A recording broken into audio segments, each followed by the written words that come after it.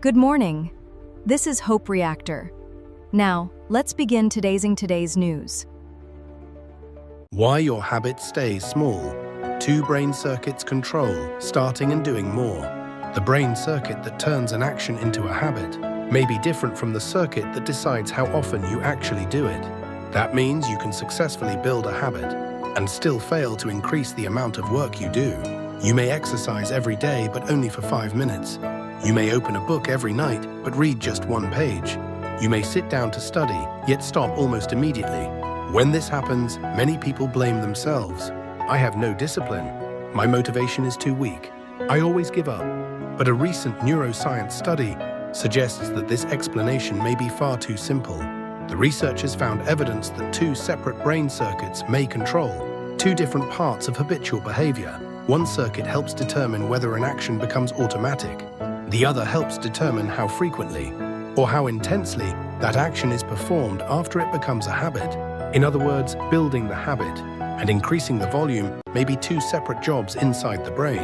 Welcome to Hope Reactor, where unfamiliar knowledge becomes a reason to look forward. To understand the study, we first need to separate 2 types of behavior. The first is goal-directed behavior. This happens when you perform an action because you are thinking about the result. You exercise because you want to improve your health. You study because you want to pass an exam. You edit a video because you want to finish and upload it. At this stage, the action is closely connected to a clear goal. The second type is habitual behavior. Once a behavior becomes habitual, you may begin doing it automatically, without carefully thinking about the result every time. You brush your teeth after waking up. You check your phone when you hear a notification. You take the same route to work without planning every turn. The behavior becomes a kind of mental autopilot. In the experiment, researchers trained mice to press a lever to receive a sugar water reward. At first, the number of lever presses was directly connected to the reward. The more effectively the mouse pressed, the closer it came to receiving the reward. This encouraged goal-directed behavior. The animal was acting according to the expected result. Later, the rules changed. The reward depended more on the passage of time than on the total number of presses. Pressing the lever repeatedly did not necessarily produce more rewards.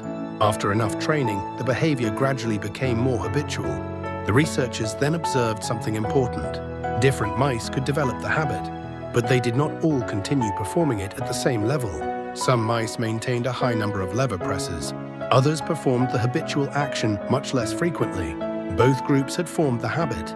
However, the amount of behavior was different. This suggested that habit formation and habit frequency might not be controlled by exactly the same neural system. The researchers examined activity in the brain and identified 2 different pathways. The first pathway was associated with the transition from goal-directed behavior to habitual behavior. Its role appeared to involve turning a consciously selected action into a more automatic response. You could think of this as the brain's autopilot switch.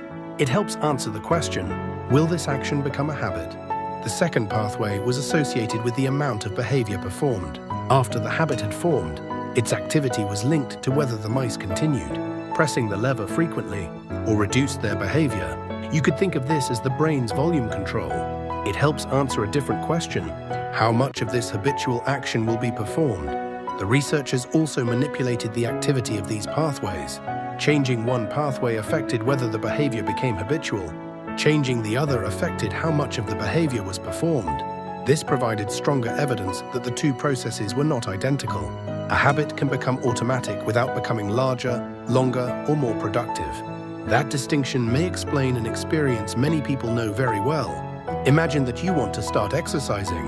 During the first week, your challenge is simply to begin. You prepare your clothes. You choose a time. You walk outside. Eventually, starting the exercise becomes easier. You have built the entrance to the habit, but 3 months later, you may still exercise for only 5 minutes. The habit exists, yet the amount has not increased. Or imagine that you want to read more. You successfully create a routine of opening a book before bed. That is genuine progress. However, opening the book is not the same as reading 20 pages. The starting behavior has become automatic, but the workload has not grown. The same problem appears in studying, dieting, creative work, and professional tasks. You may open the software every evening without completing a project. You may prepare healthy food without controlling the total amount you eat. You may sit at your desk every morning without entering deep, focused work. The mistake is treating all of this as one problem. We often create a single goal, such as, I will study for 1 hour every day. But this goal actually contains at least 2 challenges. First, can you begin studying consistently? Second, can you maintain or increase the amount of study? If these processes are partly separate, the strategy should also be separated. First, build the habit of starting. Make the first action extremely easy. Open the book, put on the running shoes, sit at the desk, launch the editing software. The purpose of this stage is not maximum performance. It is to make beginning more automatic. Once the starting habit becomes stable, begin training the amount separately. Increase 5 minutes to 7. Increase 1 page to 3. Increase 1 completed task to 2. Do not expect repetition alone to automatically increase the workload. A habit may protect consistency, but it does not guarantee growth. A second practical lesson is to measure both consistency and volume. Many habit trackers only ask one question: did you do it today? That is useful, but incomplete. Record whether you started, and also record how much you did. For exercise, track the number of minutes. For reading, track the number of pages. For studying, track focused sessions or completed questions. For creative work, track finished sections rather than hours spent staring at the screen.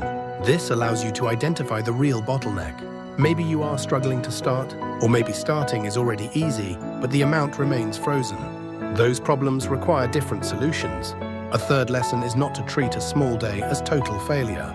Suppose you exercise for only 1 minute. That minute may still protect the habit of beginning. But if every day remains at 1 minute, you should not simply demand more willpower. You need a system for increasing the volume. Prepare the next step in advance. Remove friction. Choose a clear stopping point. Create a small progression rule. For example, after 1 week of 5-minute walks, increase the target to 7 minutes. After reading 1 page consistently, increase it to 3. After opening a project each day, require 1 small section to be completed. The goal is not to create a dramatic transformation overnight. It is to train the entrance and the volume as 2 separate layers. There is also an important limitation. This research was conducted in mice. It does not prove that every human habit is controlled in exactly the same way.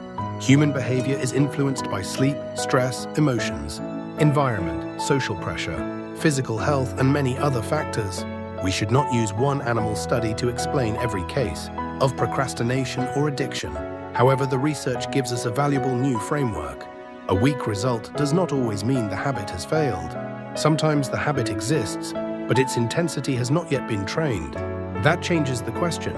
Instead of asking, why am I so undisciplined? You can ask, have I failed to build the habit, or have I failed to increase the amount? That is a far more useful question because it points toward a specific solution. If you cannot begin, redesign the trigger. If you begin consistently but do very little, redesign the progression. Your behavior is not a moral verdict. It is information. A habit is not one switch inside the brain. It may be a system with separate controls. One helps make the action automatic. Another helps determine how much of it you actually do. So the next time your progress feels too small, do not immediately conclude that your willpower is broken. You may have already succeeded at the first stage. Now you need to train the second. What habit are you trying to build right now? And which problem sounds more familiar? You cannot start consistently, or you can start, but the amount never increases. Tell us in the comments. For more discoveries that turn science into practical hope, subscribe to Hope Reactor, because what we do not know today may become the hope we need tomorrow.